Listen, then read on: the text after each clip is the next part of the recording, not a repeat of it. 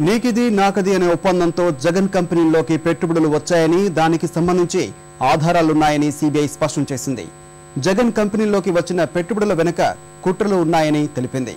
ఈ కేసులో ఇప్పటివరకు 5 ఛార్జిషీట్లు దాఖలు చేశామని, మరో 6 అంశాలపై దర్యాప్తు సాగుతుందని కోర్టుకు నివేదించింది.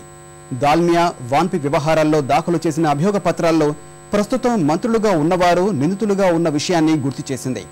అన్ని ఛార్జిషీట్లు ఒకేసారి విచారించాలంటూ జగన్, విజయసాయి దాఖలు చేసిన మెమోలపై ప్రత్యేక న్యాయస్థానం విచారణ చేపట్టగా సిబిఐ తమ వాదనలు వినిపిస్తోంది. దీనికి సంబంధించి మరింత సమాచారాన్ని మా ప్రతినిధి ధనుంజయ్ అడిగి తెలుసుకుందాం.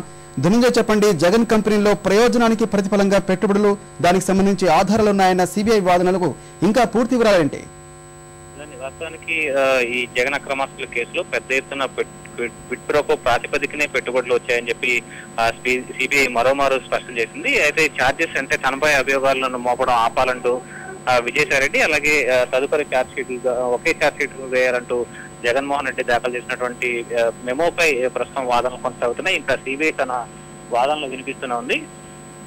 మొత్తానికి ఈ జగన్ అక్రమాస్తుల కేసులో పెట్టుబడులు పెద్ద ఎత్తున రావడం వెనుక, అలాగే ఇప్పటివరకు దాఖలు చేసినటువంటి 5 అభియోగ పత్రాలు, తర్వాత తదుపరి అంశాలు సంబంధించి మరో 6 అభియోగ పత్రాలు దాఖలు చేస్తుంది. ప్రస్తుతానికి వీటితో పాటు హిందూ, అలాగే లేపాక్షి, నాలెడ్జ్ హబ్ లాంటి తదితర అంశాలపైన ఇంకా అభియోగ పత్రాలు దాఖలు చేస్తుంది. ఇంకా ఈ సాక్షికి సంబంధించి ప్రకటనలు వచ్చిన అంశాలపై కూడా దాఖలు చేయాల్సి ఉందని చెప్పి సిబిఐ వాదన వినిపిస్తుంది. అయితే మొత్తం మీద వీరిద్దరూ కూడా కుట్రదారులుగా నిలిచి అక్రమంగా లబ్ధి పొందారు, అలాగే ఈ కంపెనీలోకి పెద్ద ఎత్తున పెట్టుబడులు వచ్చాయని చెప్పి సిబిఐ వాదన వినిపిస్తోంది.